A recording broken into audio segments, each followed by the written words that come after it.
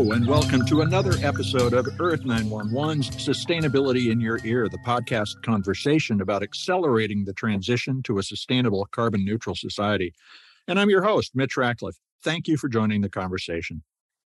In recent weeks, we've been exploring how solar energy generation and the electric grid will evolve over the next decade to help lower society's carbon emissions and environmental impact. The prospect of new solar generation capacity created by placing transparent solar cells on windows and other surfaces suggests that much more of the sun's 174 petawatts of energy that reaches Earth's surface daily can be captured and converted into electricity. To give you a sense of how much power we could get from the sun, the United States' annual energy consumption is about 0.25% of the sun's daily energy. How can we harvest more of that energy sustainably and move it to where it's needed? That's the question that we're looking at today.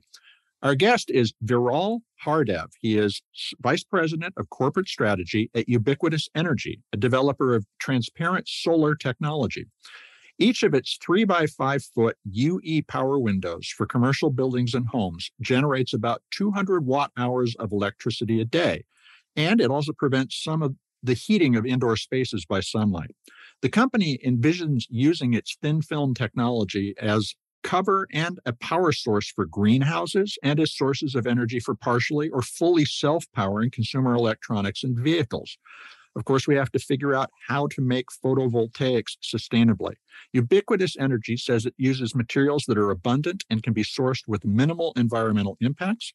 And the pieces of the solar puzzle are starting to fall in place. So let's find out how they fit together today. You can learn more about Ubiquitous Energy at ubiquitous.energy. That's ubiquitous.energy. No .com, no .net, nothing. Ubiquitous.energy. Let's jump into the conversation. Welcome to the show, Veeral. How are you doing today? I'm doing great, Mitch. Thanks for having me. Well, hey, thank you for joining us. Ubiquitous Energy's installed some interesting commercial window demonstration projects. Can you tell us about one of these demonstrations and how it changed the building's power and emissions profile? Yeah, great question, Mitch. So we've installed windows probably in close to about a dozen places, kind of mostly here in the US, but also internationally in Canada and Japan as well. Mm-hmm. I think the one maybe I'll point out is the one that we've done at our headquarter facility here in California. We did that a couple of years ago. And what we actually did was we took a set of windows that was in one of our conference rooms, and we replaced it with our windows. So our windows are traditional double pane window units that have our technology embedded in it, which is, as we've discussed, the transparent solar technology. Mm-hmm. And so the windows looked more or less the same as they did before, but inherently also with our technology is a good thermal insulation or emissivity property, similar to traditionally in the window industry, what is known as low E glass or low E windows. Mm-hmm. So our technology has inherently that same performance. And so just by replacing the existing windows, which are actually just single pane monolithic glass, we immediately, from a personal standpoint, saw an immediate improvement into the temperature control just in that conference room, right, which was obviously a very welcome sign to not only our employees, but also our guests that would actually sit in that conference room. So that's one. The other thing that we did, because it was just a smaller kind of scale installation and demonstration, not the whole building or anything, but mm-hmm. just a single room, fairly large room, conference room, we actually connected the windows to a battery system. And that battery system is actually powering all of the overhead lighting that's in that room. And so now that room is not relying electrically on, the building's electricity, inherent grid, if you will, utility to power the lights. And so by having our windows there, we're actually able to offset, some small amount of energy load because the building doesn't need to power those lights anymore. That's interesting to think of the building itself as a modular grid. Yes. So as we expand our implementation of this kind of technology, you can take care of small local power requirements and ultimately build out maybe something completely self-sufficient. That's exactly right, Mitch. I mean, we're really big believers in kind of what we call distributed energy resources. Mm-hmm. So really kind of advancing as the kind of our grid, just as technologies are advancing. So with technologies like ours, we really believe in this idea of kind of local kind of generation and consumption of electricity. We don't really need to wire and route everything so far. And hopefully this is also going to make us more resilient in terms of the grid itself, right? Just from all of these, as everybody knows, all of these natural events that are occurring more frequently now, and avoiding things like blackouts where you really rely on the grid. I mean, you'll probably go into a whole conversation on kind of grid and we will in a moment. How that goes, right? But to us, it's really fascinating because, the grid probably, as you know, was built around fossil fuel technology. And so now with all these renewable energy technologies coming on, it doesn't really work, right, as well.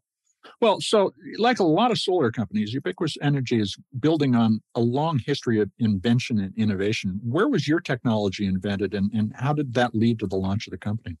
Yeah, great question.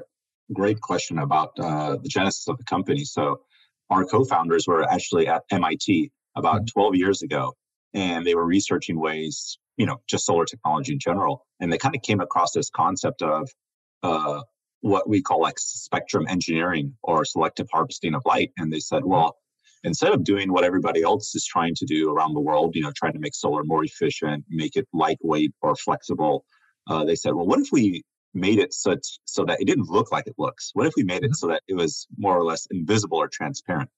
And that was kind of the genesis of the concept of the technology that's behind the company. And really what they developed then was feasibility, and proved out that you could actually make a solar device that's still functional, generating electricity from sunlight, but it's actually visibly transparent. Like you can't even see it. And that's really the goal for us from a company and vision standpoint, is to create a technology similar to and I don't know if the viewers will be able to see or listen to this, but if you look at this image behind me, this is an installation we did with one of our partners in Canada.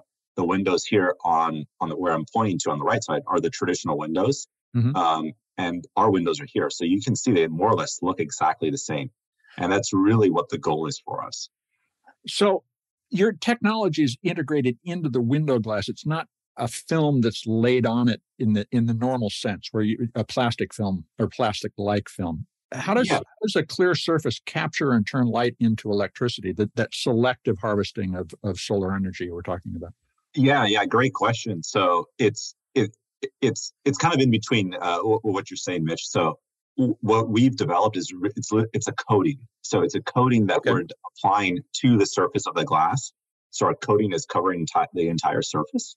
And what it's doing is it's working just like a traditional solar panel, where a traditional solar panel sees sunlight, absorbs some of that sunlight, and converts it into useful electricity as much as possible, right? And that's what traditional solar does.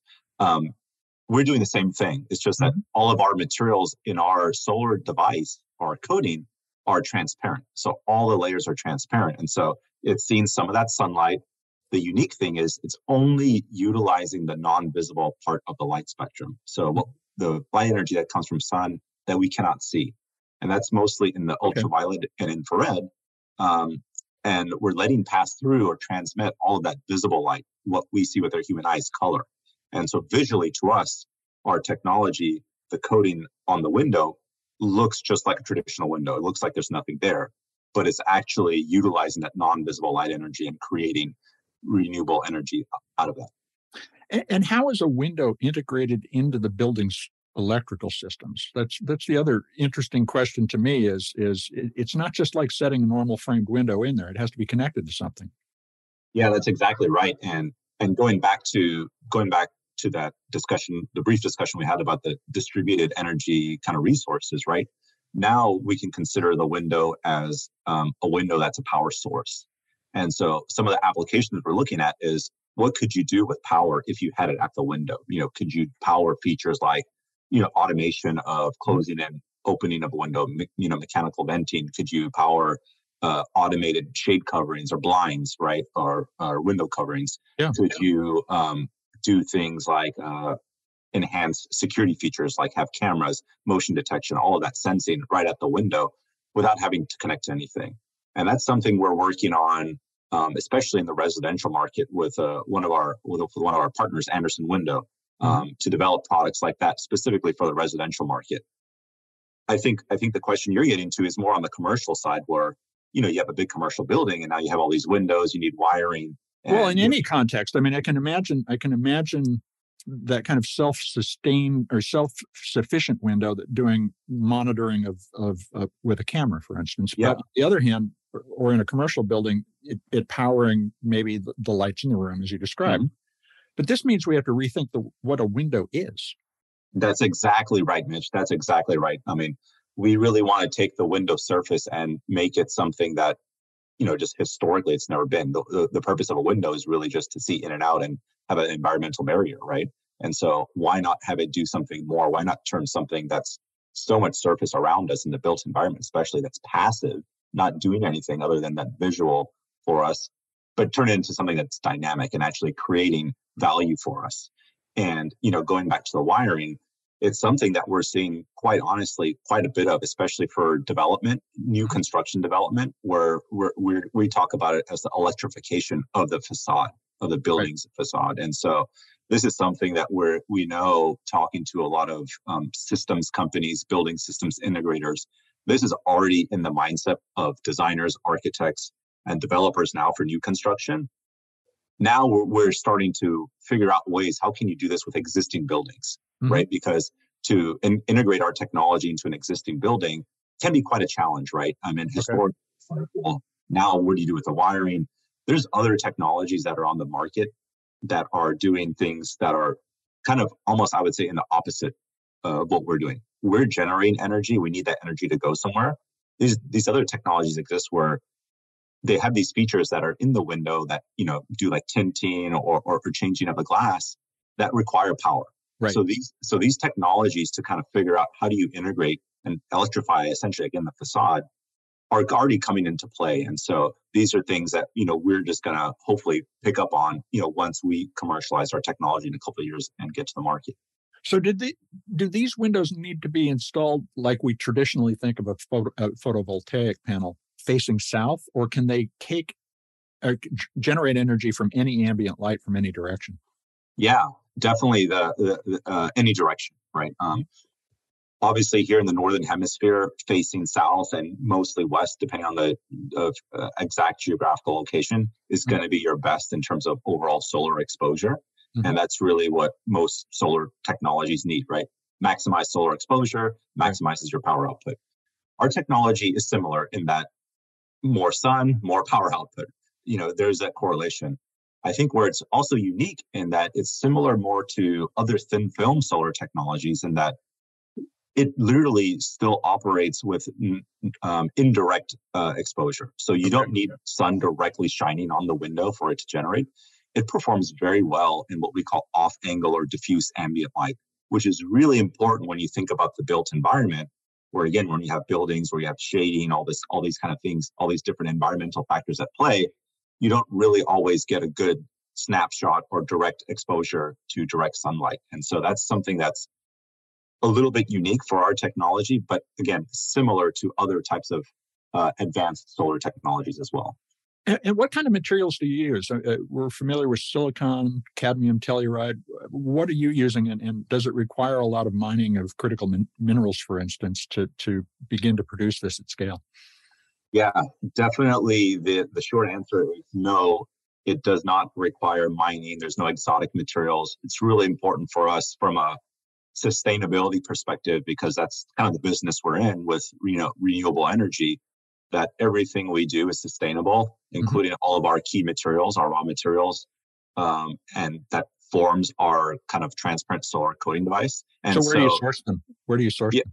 Yeah, so these are materials that are based off what I would describe as something that are commodity carbon-based materials. So these are materials that are inexpensive, found globally around the world, things that are used as the building blocks for things like organic dyes for clothing and blue jeans and things like this. So really inexpensive, nothing hazardous, toxic, rare earth about them, doesn't require mining. What we do is we take those materials and we apply some chemistry to them. So we actually change their properties at the molecular level so that we can actually create them into a coating that is actually a solar device. So we built up these materials in different layers to create our own solar device. And so what's important for us, obviously, is that all those materials are transparent when we make them into a coating, and that they actually play a role in functioning in some part in that overall solar device. And so that's where a lot of our key technology core competency is as a company and a technology. And for the market, what it means is we use materials that are available. There's we can source them, we can manufacture them easily, scale them up easily. We don't require that much material because it is a very thin coating that we're applying to the glass. The thickness is about 1 micron, so about 100 times almost smaller than the thickness of a human hair, which is around 80 to 100 microns. So it's very, very thin. Doesn't add weight to the glass, and gives us all these benefits that we've been talking about. Now, you mentioned the goal of being sustainable. Have you established your emissions goals, your water use goals, and so forth? And are you going to publish that? And how are you doing on the goals if you've got them? Yeah, definitely. It's something that we are definitely putting plans in place for now. We don't have our production facility kind of broken ground on yet, but that's something that we're planning to do at our production facility for sure. Trying to make that a very sustainable and as kind of environmentally conscious from all aspects, including supply of raw materials, incoming, how we operate, how we fabricate, how we process, to outgoing product, leaving the shipping dock. And so it's not something that we're tracking or monitoring now because we don't have that production facility. Of course, we have an R&D facility and a pilot facility here in California, right? But it's not something specifically that we're looking at in terms of because we don't own the building. So you expect to do this in conjunction with the announcement of commercial availability at scale? Yes, definitely. It'll be something again that we do more of at our production facility, I believe. It's something that is important to potential customers and developers of not so much on the water use aspect, but the impact that our technology can have on their buildings and how it improves their buildings from quality, certifications, tenant kind of relationships, and obviously energy impact. Well, and you become their scope 3 or part of their scope 3 emissions, but you're showing their reduction. So there's actually something trackable and a benefit to the customer as well as to your Definitely, yeah. And there's all kinds of, as we've seen from some consulting firms like McKinsey and Bain, who put out a number of studies that have shown what happens just to the value from a developer side, but also to the tenant side for buildings that are, more green or more certified as being more environmentally eco-conscious. There's benefits across the board, which are now people are starting to turn those into financial valuations or metrics, which now people are realizing how much some of these soft and non-quantitative things previously have actually a big impact and big role. Well, it's amazing how when you start counting things, value emerges. Yeah, that's right. A commercial break here. We'll be right back.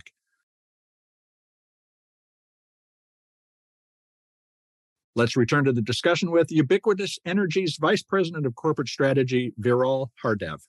So, Veeral, you've launched a partnership with Andersen Windows. You mentioned that it was announced last year. What are you developing together, and how's that project progressed toward wider commercial availability? Yeah, it's great. We're kind of over the moon thrilled to be working with a company like Andersen Window. They just their brand reputation and their place in the marketplace, we think brings instant credibility to what we're doing. And so we've been working with them, as you mentioned, a little bit over a year now to jointly develop a product specifically for the residential window market and light commercial market. And so can't get into the details of exactly what that's going to be. It's an ongoing development, but it's going to be more or less some of the things we kind of discussed earlier. A window that's more or less self-sufficient, can power things, can automate things. So it's going to be something along those lines. We're jointly developing that. We expect to launch product once have our first factory. So in a couple of years, call it roughly 2.5, 3 years or so.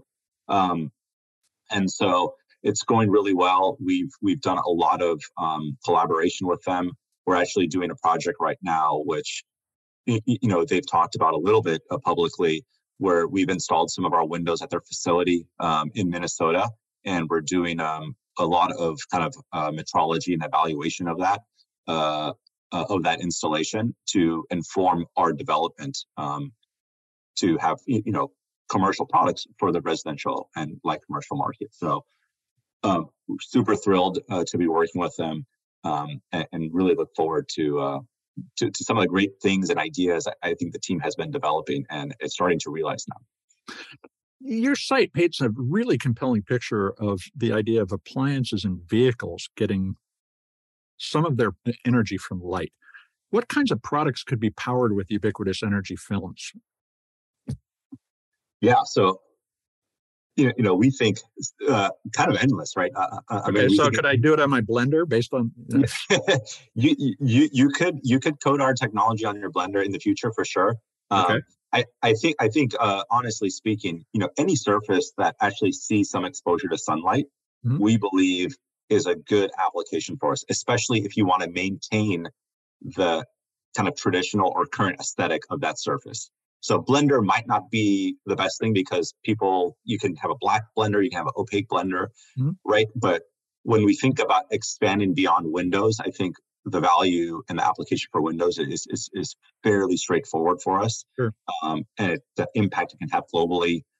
So Windows not only for homes, buildings, universities, airports, right? Anywhere you have windows and you have glass. So could a windshield on a car, for instance, be part of the power source for the EV? Exactly, Mitch. And that's exactly where I was going. So anywhere you have technically a window or a glass surface, like for cars, like for EVs or autonomous vehicles, trucking, cruise ships, freight, cargo, right? Any of those places are really a good application, and all have their kind of unique values that you'll be able to get. And then if you expand beyond that and you kind of look just broadly, there's things like farming, sustainable farming, greenhouses. So having greenhouses that are kind of independently, kind of their own, going back to the grid. Yeah, that was a really interesting idea. The idea of just the film on the greenhouse powering the greenhouse. Exactly right. And so now you could put a greenhouse literally anywhere in the world. It could be as rural or as remote as you need. You don't need it to be technically connected to an actual grid anymore, right? And so this idea of kind of off-grid structures also is an interesting one. But even things just simply as consumer electronic devices, your phone, right? So we could cover that display of that phone without affecting the quality of the display. Right. You're outside for 20 minutes a day, get some exposure, and you're going to get enough kind of we call trickle charging to that device, so that you might not ever need to physically plug in that device ever again. So imagine all those people who are around at airports, all huddled around the kind of, the outlets and things like that. If you're just sitting by the window in an airport, you just put your phone out and you can get off an emergency call or a text or something that if you're running out of power. Well, but that also raises a lot of interesting questions about battery management and battery design, because you no longer are thinking in terms of this large single charge, but a lot of trickle charging. That's right. What's the path to market for those kinds of applications? Do you need to establish R&D partnerships with consumer electronics and auto manufacturers? Probably yes. I mean, it's not going to be in our core business to go out and create these applications and go to market with them themselves, especially even when we look at the window application itself. Our goal is not to be Ubiquitous Energy, the window company. Our goal is to be Ubiquitous Energy, the technology company, and an enabler to help our partners have more value-added products and bring value to their customers. And so when we look at that kind of philosophy and that business model, we think it naturally extends to all of these other applications, because we're not the consumer electronic company expert. We're not the automotive glass or automotive EV expert. Why don't we work with those companies to see how our technology can improve their offerings? And so it's mutually beneficial, not only for us, but also for our partners and then customers. I can't wait to get a scratch protector for my phone that also charges it. Definitely. Yeah. Those are, it's interesting because I came from a company previously that was in the consumer electronics space, right? We were in the display application space. And so, all of these different applications and markets are so unique and so different from each other. But what I really like, what's interesting about our technology, and not to use a bad pun here, we really believe it's going to be ubiquitous. We really believe that this technology can be everywhere and provide value for all of these different markets and applications. I hear echoes of a naming conversation there, but well, look, the home and the office, they're clearly going to become more digital and self-powering. But this actually begs the question. It's not the right usage, but it requires we ask about the shape and structure of our national grid. Are we really beginning to evolve our thinking about energy distribution and generation and collection in order to take full advantage of where we are going? And if not, what can we do to accelerate the progress?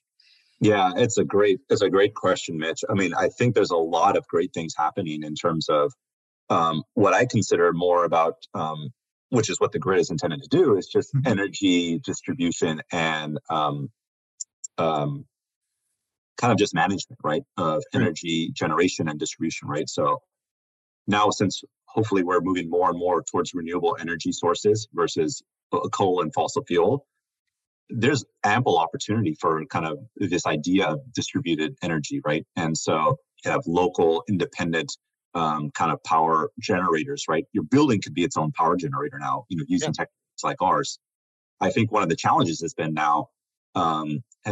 is there enough storage out there? Because during the day, for all solar technology, there's an ambient amount of sunlight. You're able to generate as much as you can, but if you're not able to effectively store that power so that it can be used later, we're kind of almost doing a disservice. And so in California, it's been there's been this kind of famous phenomenon called a duck curve. I'm not sure if you're familiar with this, where in terms of energy pricing and sunlight exposure, where during the utility companies want you to consume energy during the day now because there's so much ambient and ample energy that's generated from solar. And then at night, and that's this whole evolution of this dynamic pricing, right? And so now it's more expensive to use energy at the times of the day where there's not as much generation happening because there's not enough storage out there. So I really think this is a conversation that goes around generation, but also storage. And then this idea of this kind of growing kind of concept, which I really am a big fan of, these virtual power plants, of just how you manage all of these things very efficiently and effectively. And so that's something I know the Department of Energy, for example, the U.S. Department of Energy is investing quite a bit in. Companies like AutoGrid, which was purchased by, I believe it was Siemens about a year or so ago, kind of spearheaded this idea of this virtual power plant. And so those things, I think it's going to take all of these things kind of working together in unison, and frankly, just an advancement of technology. There's not enough battery storage technology out there to be able to take everything that we're able to do right now. So thinking about the economics of the grid is really interesting. And there's several questions that come from this, but I'll go one at a time. Yeah. So it sounds like the really big choke point at the grid level right now is long-haul transmission, moving the power in large quantities to where it's needed, because the edges are starting to take care of local issues. That's right. Is that a choke point where potentially there could be exploitative pricing? That's a great question. I have my personal opinions on that, right? So especially when we look at here where we are in California, the major utility company, Pacific Gas and Electric, has been in the news many times. Good news is what I would say, in a bad way, right? All of these events, again, this goes back to all these natural disasters that happen. When you have these long-range transmission lines, how can they economically keep all of these things and maintain them and not have hazards? And so when you have things like wildfires and all this stuff happening, those lines go down. I mean, that's a big loss. I mean, people are out of power for quite some time, right? And it's very expensive to maintain those things. And so I'm not sure what the answer is here, but I believe there is something that is going to occur to kind of update and, basically, to me, take something, an infrastructure that was, from basically the 1900s. Yeah. And now we are in, the 2200s. And so, or going to the 2200s, right? And so when you look at, and I'm getting a little bit off topic here, but when you look at more developing nations, Mhm. They're not setting up their grid like we set up our grid. There's no reason for them to do that, right? It's very expensive for us to go back and change that grid now. But for developing nations, they can kind of almost like leapfrog that one generation Yeah, there's a of energy parallel. There's a distribution. parallel in the way that the telecommunications infrastructure evolved here and then in emerging economies. They don't have a Exactly. physical transmission system. They have a completely wireless one. That's right. But so now thinking about the role of the utility, which is, we sell you power, is going to be different. Are they ready to be the managers of power, which also involves a much higher degree of customer service than they are accustomed to? Yes, I think this is to me, it's pretty straightforward, but I know it's pretty controversial. What is the utility's role going to be going Mhm. forward, right? Is to be that manager. I think if they are not careful, I think they will start to get disrupted to some degree. Now, there's a lot of factors at play, including political, as well as just inherent and entrenched kind of legislation that enables utility companies to be what they are, right? Yeah. But I believe there's going to have to be some kind of advancement of that business model, of that philosophy, and change, especially in the future when it's 100% renewable. So if I were a utility and I came to you and said, what should we do? Where can we add value in this market? What would you tell me? You know, I would first start with education and awareness, Mhm. because for us that's actually a really big a really big focus for us is just education and awareness of not only ourselves and our technology that this exists, but then Mhm. also to start explaining to people that things like this are out there Yeah. and how can we better utilize them? How can we have more people talking about them? How can we have these interactions to make things better? More, we have that again, that partnership mentality. So we want to be partners not only with our partners, but with our customers and their customers.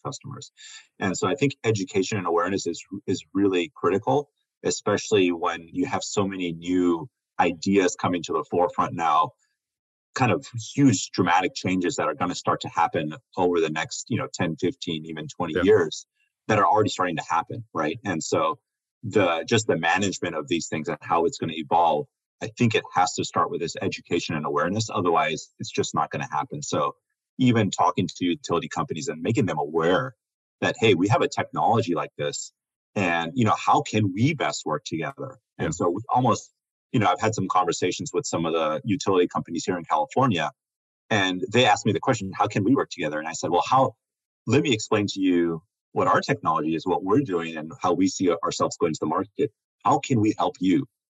How can we help you to have better offering for what your business is and how you deal with your customers, value you provide to your customers? And so I almost like to flip that question back to them. And I haven't gotten a good answer yet. So we're still working on it. Well, but that also could be the mechanism through which we really electrify everything. The Yes. utilities could, through their financial and financing capabilities, Yes. potentially help all of us move forward. But as you're talking, the way that I describe the transition we're going through is we're going from sustainably naive to sustainably native, as we went from digitally naive to native I over like the that. last Yeah. 20 years. And so you first have to get all the information out there, to your point about education. Yeah. But then you get these incredibly disruptive things that happen once everybody's starting to take sustainability for granted. And the current analogy is ChatGPT or Yeah. generative AI. Now that we are past the how do computers work, we're actually seeing really, truly transformational moments. And sometimes they're incredibly surprising, like what has happened with generative AI Yes. over the past month and a half. Yeah. And so what do you think some of the early emanations of distributed power might look like? What might we be surprised by? I think I mean, to me, I, I look at something that's not super like Jetson-y, like Mhm. Jetson style, but something that's a little bit more, I think, tangible to me. And to me, that's everything is. You could almost do anything off of your phone now, right? Yeah. Even with ChatGPT, right? Like you could write an essay using ChatGPT right off the fingertips from your phone, which is a supercomputer, right?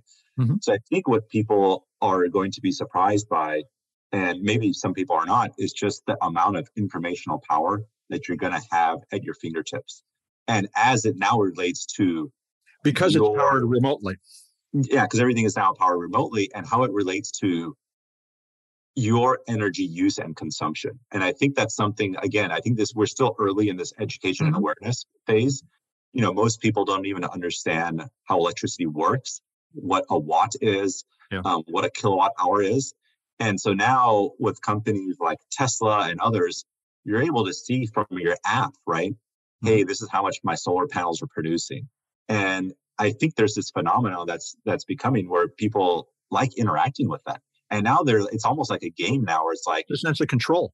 It's a control, right? Because now, even if you're not home, you can see, hey, I'm using this much electricity. Well, maybe I can actually remotely shut off my TV or disconnect or unplug it, or I could, run the dishwasher maybe at midnight, remotely. All of these things that are happening.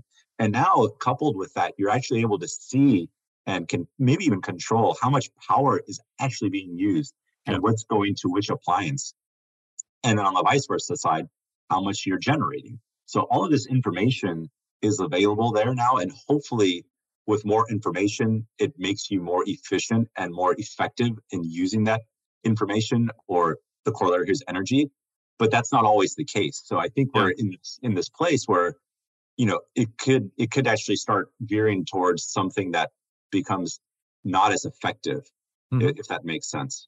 Well, but the process of becoming more efficient, the optimization of our use of technology is always a kind of a bumpy road. So the important thing is that we all understand the choices we're making. And this conversation has been really helpful. Thank you so much. How can folks keep track of what Ubiquitous Energy is doing? Yeah, of course. You can definitely visit our website, just spelled our full company name, ubiquitous.energy. Even if you Google search it, I think our website has a ton of great information. There'll be more coming, videos, articles. We're going to start showing more what we call resources, more actual technical information as well, as we're starting to get closer and closer to having commercial product available. And there's number of videos out there in the world as well, YouTube and others that have some of our content as well. Well, Veeral, thank you very much for spending time with us today. Thank you very much, Mitch. It was a pleasure. We've been speaking with Veeral Hardev. He is the Vice President of Corporate Strategy at Ubiquitous Energy, and you can learn more about them at ubiquitous.energy. That's ubiquitous.energy, no .com at the end, ubiquitous.energy. This conversation and our recent interviews with Toledo Solar's Aaron Bates and Tim Lewin at Georgia Tech's Strategic Energy Institute point to a radical transformation in our relationship with energy. And Veeral's descriptions of the changing nature of a window makes clear that it's not just the delivery mechanism for electricity that's going to change, but the economics and value propositions of energy management that are going to reshape our built environment, the utilities industry, and state and federal policy. There are a lot of changes ahead. Your choices will be changing in a world where a building can be a self-sustaining power grid, with each room migrating to self-powered operation over time. That's a real estate management challenge in an office building, and at home, it's going to be a series of complicated but potentially very sustainable decisions. And when the window becomes a connected appliance, such as with security cameras or auto tinting capabilities built in, who's going to service those appliances? Will it be the utilities, the manufacturers, or a new layer of the service economy, the equivalent of an energy plumber that we will hire to bring in to work with our smart devices and our smart energy generating windows? It's going to be a long and exciting and sometimes frightening evolution, so stay tuned for more coverage.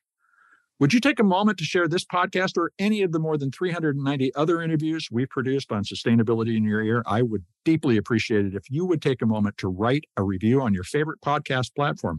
That'll help your neighbors find us. And you folks, you are the amplifiers that spread more ideas so we can create less waste. Please tell your friends, family, and coworkers they can find us on Apple Podcasts, Spotify, iHeartRadio, Audible, or their other favorite podcast source. Thanks so much for your support. I'm Mitch Ratcliffe. This is Earth911, and we will be back with another innovator interview soon. In the meantime, take care of yourself, take care of one another, and let's all take care of this beautiful planet of ours. Have a green day.